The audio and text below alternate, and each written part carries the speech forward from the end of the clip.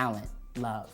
Saucy and spicy. When you hear Patti's voice, she blows it out. She blows the house down. I mean, it's incredible.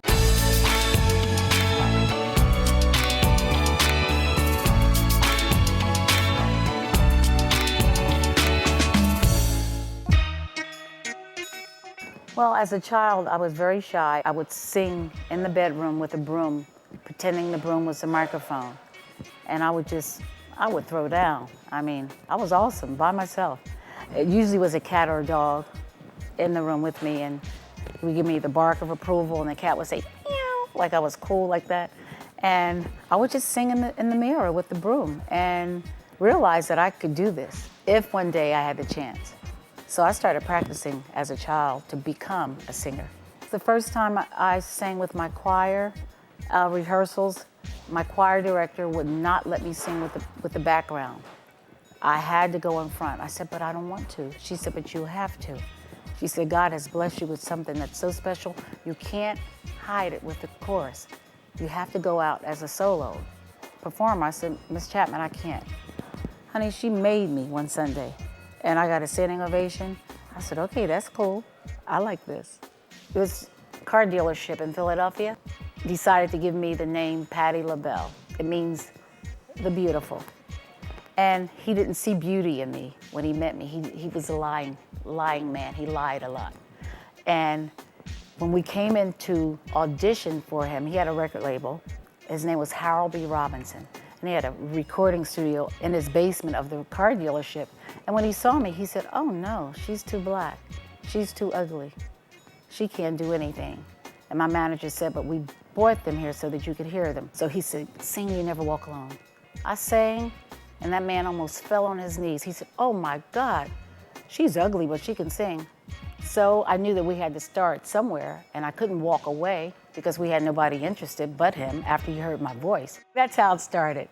He was overwhelmed with my voice. The first time she was on the Apollo stage, she was in a group called Patti LaBelle and the Bluebells, and they were on the stage here at the Apollo in 1962. Her hit was I Sold My Heart to the Junkman, and you know, the crowd absolutely loved her and branded the group as the Apollo Sweethearts.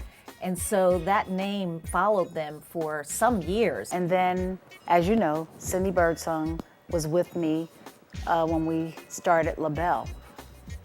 It was Sarah Dash, Nona Hendricks, Cindy Birdsong, and Patti LaBelle. Diana Ross wanted Cindy Birdsong to replace Florence Ballard, so Cindy left us just standing one night waiting for her to come out and play, and Miss Thing was in Detroit with the Supremes. I said, that's cute. So we went on stage with just the three of us, and we realized that we're going to be the three of us. Let's change our name. And we ended up being three. I said, let's not look for a fourth girl. Let's just stay the way we are. So we learned to harmonize around the voices that we had left. And I was very, very angry. But I said, too, that would I have gone if I had the opportunity to go with the Supremes? They were big. I think Cindy did the right thing because we bubbled under for years. I'm not angry with Cindy Birdsong now. We speak a lot, and I pray for her every day. You know, and she felt a little guilty the way she had to leave, but it was like leave now or never leave. You know, the Supremes had given her that time thing. Get out now, girl, or we're not going to call you back. So she did what she had to do. We created the LaBelle sound out of desperation. When Cindy Birdsong left to go with the Supremes, there was three left. And so we went to London for 6 months to work on our way of singing, the songs that we were gonna do. It was like, we were the first women doing what we did. So we were sort of like pioneers in a sense. We were very out there. With our clothing, I had a little afro, but I would spray it with silver spray or whatever. But our clothing, I mean, it was outrageous. And that we all did that for a reason, to get your attention. If we look crazy enough, you're gonna listen to what these crazy ladies have to say. I never left the group. We all left because we couldn't stand each other anymore. We stopped singing together because we didn't like the music that, okay, Nona wanted to do this kind of music, Sarah wanted to do that, and I wanted to do this. So you can't be together if you don't think the same way. After LaBelle, you know, sort of broke up, everybody was really sad and what's going to happen and where are they? And then she just became Patti LaBelle.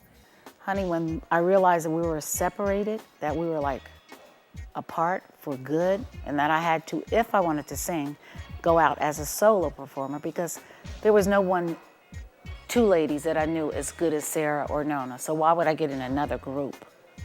So I stayed home for like a year until I saw a shrink. And the shrink said, don't be afraid, just go out, take a chance. I love hearing her sing by herself. And even though I love the other two girls, there's just something Pat just do to people when she sings. I never got any flack for singing any songs. Never got any flack for doing Lady Marmalade, except, yes I did, from the Nuns, for singing Lady Marmalade. We didn't know what that song was about when we recorded it. I didn't know what Voulez-vous que j'aime meant. I just knew it was a hit. And as far as singing New Attitude and Stir It Up and whatever, those pop-sounding songs, I never got any flack from anyone. Actually, people love those songs. She was back on the Apollo stage for Motown Returns to the Apollo, which was an amazing program with all of the Motown Revue as well as other groups of that vintage. And then the Apollo celebrated its 70th anniversary, and she was back on the stage, you know, just singing solo and blowing it away. They're reuniting LaBelle. It says Nona, Sarah, and Patti. We always spoke about getting back together. And I never had the time to get back. You know, when Sarah and Nona could, I couldn't. Because I had, you know, a lot of things on my plate. Lenny Kravitz is producing her, and I went over to his house, and all three of them were there. So we started recording like a month and a half ago, and we have like 12 more songs to do, and we'll be finished, and then we're gonna come in your face, in your place.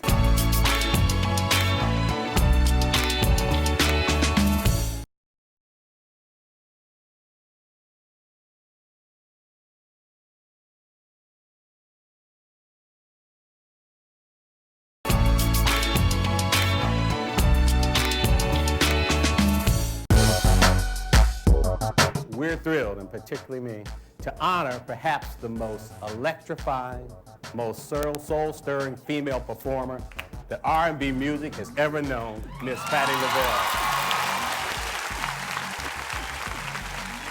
Patti LaBelle is different than Patricia Louise Holt. That's the name I was born with. She's very laid back, you know, the other Patti, but the Patti on stage, can't touch that.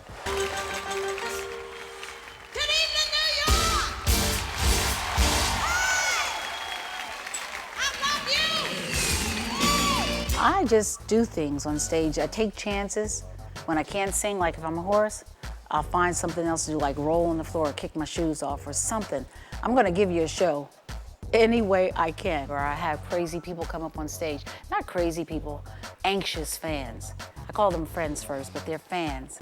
And they wanna just be in my space. So I give them like 5 minutes. I say, go do your thing, boo. I met Patti while I was in college, literally running up to the front of the stage when she invited someone on stage and actually hold the mic and start singing as if this was my show. And then she would end up coming over going, give me back my mic, boy. It's boring to go to a show and you saw that same woman do that same show 3 months ago and every note is on the same time. She speaks at the same time every night, every show. Well, you can't predict what Patti LaBelle's gonna do because I don't even know. She is the best. I never heard anybody like that. She could sing opera. I mean, she's fantastic. Every time I'm seeing her on stage performing, and it's like I've never seen her before, I'm always crying, but I'm always saying, thank you, Jesus, for putting her into my life. I grew up in Philadelphia. I was born in Philadelphia. I still live in Philadelphia. So that's like 63 years in Philadelphia. And I live there because that's my family. I have one family member left who still lives in Philly, so I still feel as though I have to be there. Every Christmas, we would paint the white woodworks. That's when I knew it was Christmas. For me, that was my present, the painting of the house. Not what was under the tree, but just smelling that paint. It was just like a ritual. Every Christmas Eve, we would paint the house. I wouldn't. Somebody would, but I would smell the paint, and that made me know it was Christmas. I'm a very, very laid back, easy mother. I don't feel like beating my son. I never did when he was a little boy because I didn't give him enough time because I was always on the road. So whenever I would get back, I would just let him have his way. But he never really wanted anything. You know, I didn't have to say, no, you can't have that, because he never asked for things. He was going to school with some Docksiders on. His toes were coming out of his shoes. I said, Zori, let me take you and buy you some shoes. Mom, I don't need no shoes. And he had on floods. The little pants were like up here. I said, boo, you need some pants. I'm fine, Mom. He was like a hippie child or something. I don't know what he was. He just didn't care about clothes. Now, he's Mr. Flyboy. It's like he thinks he's so hip now. But back in the day when he was a child, he didn't want anything. And I wanted other kids. I wanted to adopt. And I said, do you mind sharing your home with Stanley and Dot? He said, no. So I adopted 2 brothers. And then my sister Jackie died, and I adopted Billy and Stacy. So I have 5 kids. But it's all because my son is so giving. And he knows that that's not going to take any love from him. And when I did adopt these kids, I realized that it helped me more than it helped them. Because I needed them, but I didn't know how much until they stayed in my life for like a year. I said, I really needed to do that. And that's when my husband and I bought a bigger house, and everybody lived in the bigger house. As a natural mother, she's giving, she's kind, and she's not like that with just Zuri, but with everyone. Everywhere we go, everybody's like, she's like a mother to them. She's my mom since I've been with her because I don't never see my mom, but everybody says the same thing. She's like everybody's mom, and a lot of people call her mom. I was a bad seed, just a bad little girl. I think I brought a lot of joy to them, especially when I sang. My sisters they would beat somebody up for saying I couldn't sing. My sisters all died before they turned 44 of cancer. Colon cancer, lung cancer, and brain cancer. I lost my mother to diabetes. After having both legs amputated at 58, she died in her 60s. I lost my father to Alzheimer's.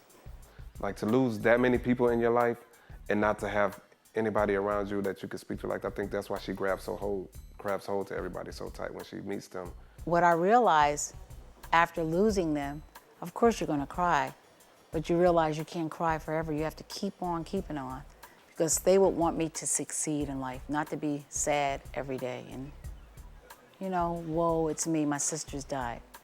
Yeah, they died, but they died like ladies, with dignity.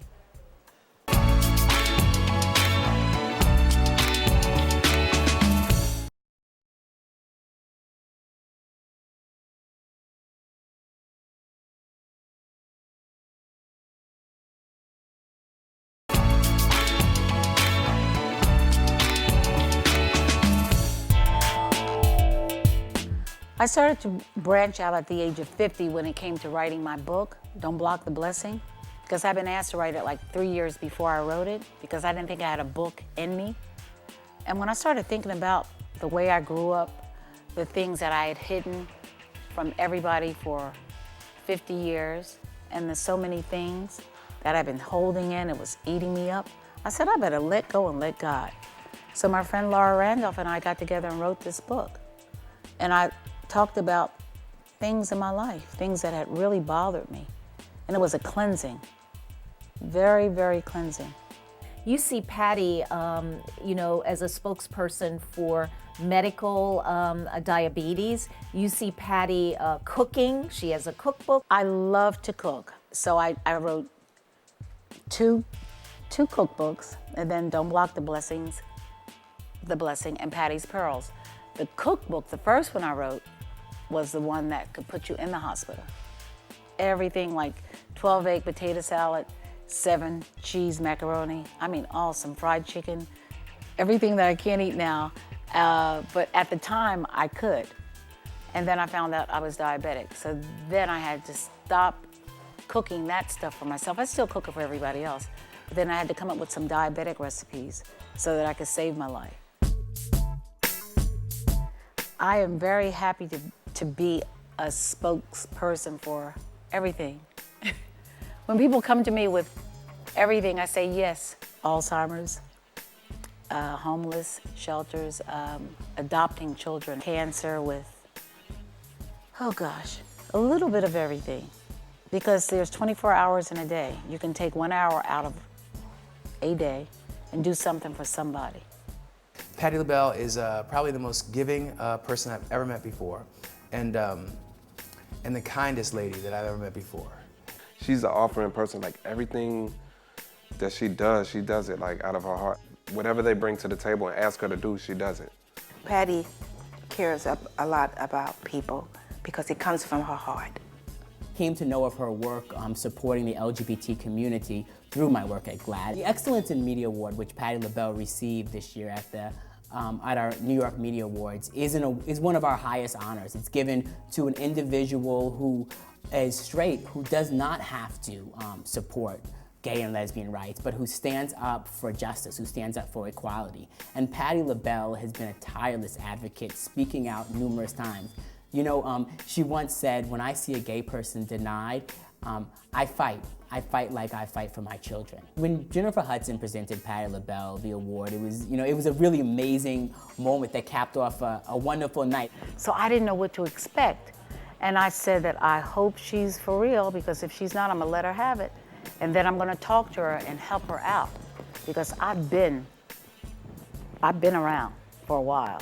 And I always think that it's my job to talk to the young girls who's coming up. There was such anticipation all night long for Patti LaBelle, who was, the headliner. And so Jennifer Hudson comes out and presents it, and you almost saw this passing of the torch moment. Patti LaBelle has, through her music, through her work and service as a black woman in the recording industry, has been a trailblazer. So without Patti LaBelle, there is no Jennifer Hudson. I felt that it was a wonderful moment for me to give Jennifer her props, because that heifer started at the top. You got an Oscar girl the first time out, you know, that's as high as you get. And so I was so happy for her. So it was like I was passing my GLAAD award to her. The narrative of Patti LaBelle that she talks about, even when she got up on the stage of the GLAAD Media Awards, she talked about how she was a dark-skinned woman and how folks didn't think that she was pretty. And that kind of classic ugly duckling to a swan story is very much part of the narrative of the LGBT community.